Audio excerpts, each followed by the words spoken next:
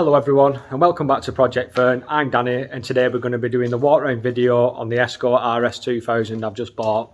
As usual, the unit is used to its full potential and it's pretty busy in here. It'll take me about 10 minutes to dig this car out, get it outside. It's overcast today, which is perfect for making a walk around video. I can show you exactly what I've bought and what work is going to be being carried out on this car. I'm hoping to get stuck into it a bit quicker than I thought I was going to do. I was going to stash the car away and do it when I buy my new house, but I'm going to crack on with it straight away. So let's get this car dug out, get that dug out, and then we can start making today's video.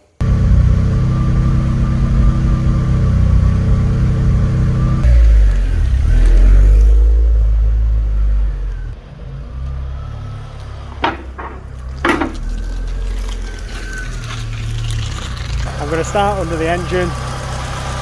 It's not too rusty under here if I'm being honest. Turrets look alright. Everything's just pretty much surface rust. It's ticking over, it's not too tappety. Obviously things like coolant, everything needs changing, belts need doing. You know, there's a wire down there, cable catching on the fan belt. But apart from that, it's pretty sweet under there. So that's the engine running. I'm going to switch it off now and carry on showing you stuff. Right, so this is it with a bit less noise now. Got a bit of rust coming through there, easy repairable. Until I start getting deeper into this car in terms of pulling the engine out and cleaning it all up. A little bit of a leak there by the thermostat housing by the looks of it. Underneath here where the battery tray is, looks pretty clean. Little bit of flaky stuff down there. But again, until we start getting this stripped down, we don't know how bad it actually is. But that's under the engine, under the bonnet should I say. Love to get hold of a standard airbox for it. Hate them things. Looks nice with the original plastic box in there. Wait for the train to go by. Train track's just up there, you see. But yeah, that's under the bonnet. So let's get that shut up now and start working around the outside of the car. So as most Ford people will know, this car is E5 I think, dark aubergine. The car looks pretty much black until the sun hits it. I've sellotaped a side skirt on there because I think it just looked like an SI without it on for the purpose of this video. Got the back spats on there. Ford badge is missing on the back, but that's the least of my worries. I wish I'd just have to put a new one on and it were done. But for me, this Mark 6 Escort, plenty of memories. The cars that I was growing up with when I started at Ford at 16, 17 years old. A few of my mates had Escort GTIs and stuff, Escort SIs. And yeah, they just hold memories for me. And they're still cheap enough to buy. They're still a lot more expensive. For what I paid for that green one 3 years ago, for what I've had to pay for this is just ridiculous really. But I'm not bothered. What this car's going to stand me at when it's done is minimal because I'm just happy that I've got it in this colour. It's done 140,000 miles, 6 previous owners, no history with it, which is going to be fun because I'm going to try and track it down. I've got a few names of old owners and stuff, so that's going to be a journey in itself. But that's pretty much a 360 loop round. Let's get up a bit closer now and start having a look at what's going on with the car. The reason I'm so happy about getting a Mark 6 Escort is because that front bumper there is pretty much no different to a normal Escort front bumper with front fog lights in it. So even though this one's battered and it's got a fog light missing, I think the grills are different on these. I think they're the honeycomb grill, whereas on a few of the other ones it was different plastic or you could get a chrome one. Bumper's cracked down there as well. Looks like it's hit something, but there's no damage behind it. I have got the towing eye covering the boot for it. Dent in the bonnet here. This is nothingness really compared to what I'm going to be putting this car through. So windscreen's clean, no cracks in it. It's got the original RS2000 wheels on it. Unfortunately the brakes are stuck on, which you'd expect for a car that's been stored for so long. Wings looking alright condition. We've got some real scabbing here at the bottom of the door. Gonna have to get a new door for it. Side skirts are in good condition. I've got all the towing eyes as well for them, which are expensive in themselves. We've got the scabbing on the doors there and on here. I do believe there is supposed to be a trim that runs down the length of that car. This hasn't got it on. I thought it had, but it's not. It's just the lines in the body, but there is a moulding that runs along there, and apparently they're really hard to get hold of. Love the 3-door, back arches, usual stuff. It's going to need outer arches and possibly inner arches. It looks like it's been under sealed at some point, but I'm going to have to strip all that off and get stuck into that. It looks like it's kept some in pretty decent condition under there. It's a lot cleaner than my old one was, so fingers crossed it doesn't need too much work when you start getting underneath it. Fuel cap, usual thing. Back round the car now, we've got the rear spats, got a lovely exhaust on it, sounds nice when it's running. Love that badge. Shame it doesn't say 4x4, but again I'm not too bothered, less problems, less messing around. Got the usual rot on the back of the Escort tailgate, so we're going to hopefully get a new tailgate for it. This spoiler's okay, if I can get it off without breaking any of the studs. I love whatever you want to call them, louvres, impression, I don't know what you want to call that, where it dints down on the roof, but I love that feature on an Escort. Coming around the near side now, the arch is a lot worse on this side. Again, inners don't look too bad, but looks can be deceiving. As soon as you start stripping it down, you're going to start finding more. The side skirt's off on this side, it's actually in the unit, you can see pretty bad there. That is going to need to just adjust the camera. It's going to need inner outer sills, I think. Again, this door looks fine, could do with some weather seals on it. Front wing looks nice as well, and then we've got a full set of RS2000 wheels. I have got the centre caps for the missing ones that you can't see, they're in the boot. Door mirrors are fine, bit of bubbling here on the A-pillar, and there's a bit along the roof here.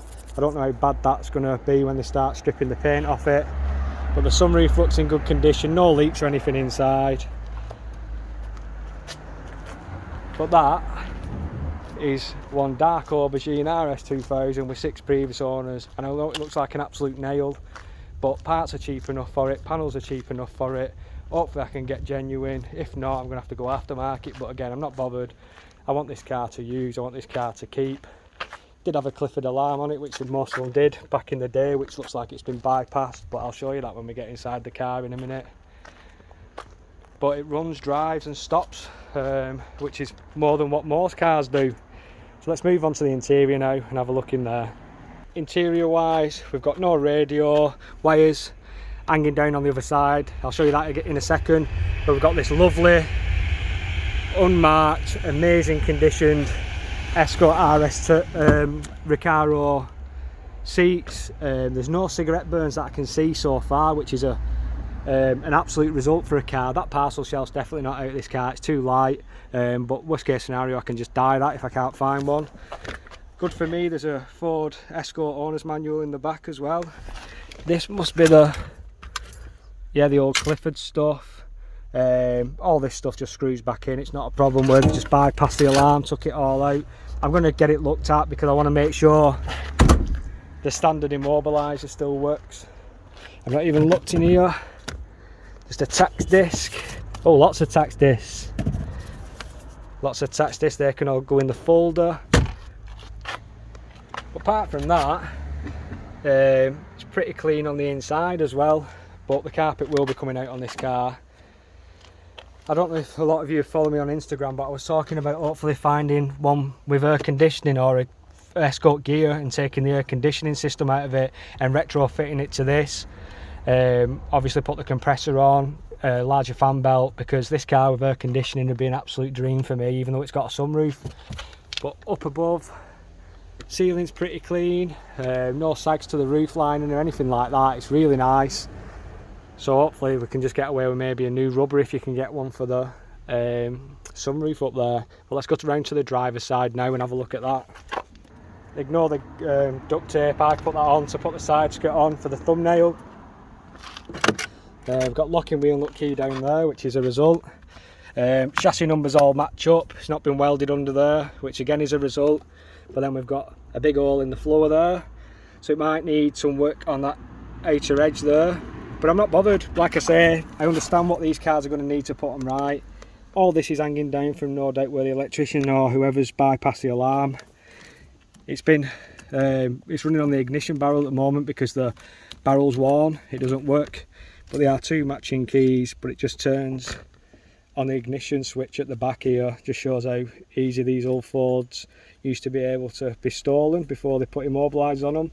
But I'm not sure if that immobiliser is still working, so we might get a blank key cut and see if I can still start the car. If I can, I know I've got to try and work out how to get the immobiliser working again. But the car, like I said, has done 140,000 miles, 6 owners. Everything works on it, you know, the gears changed nice. We've got a nice unworn gear knob on it. Don't know if the boot release is going to work. Let's just turn ignition on.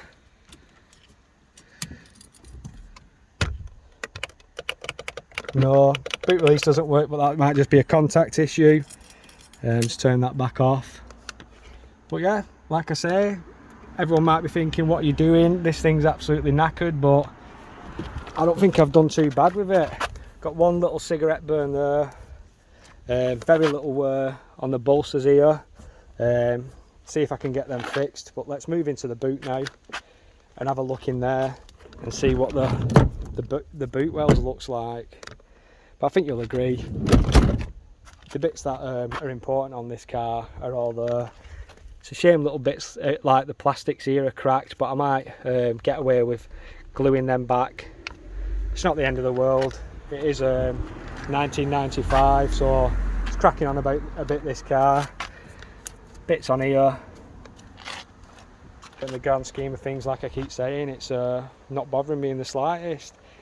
This car is so dirty. I bet it'll look nice, just clean and polished up, but on the hot sunny days is when this colour really will start popping. Let's have a look in the boot. In the boot, everything looks alright so far until we start stripping this car down, which I can't wait for. We'll start seeing what's going on behind these carpets and stuff. A little bit of rust on this corner here. We'll have to see what it looks like when we take this back bumper off. But these are just the parts that they've took off inside the car. Towing eye cover and rubbers and stuff. So let's get them out.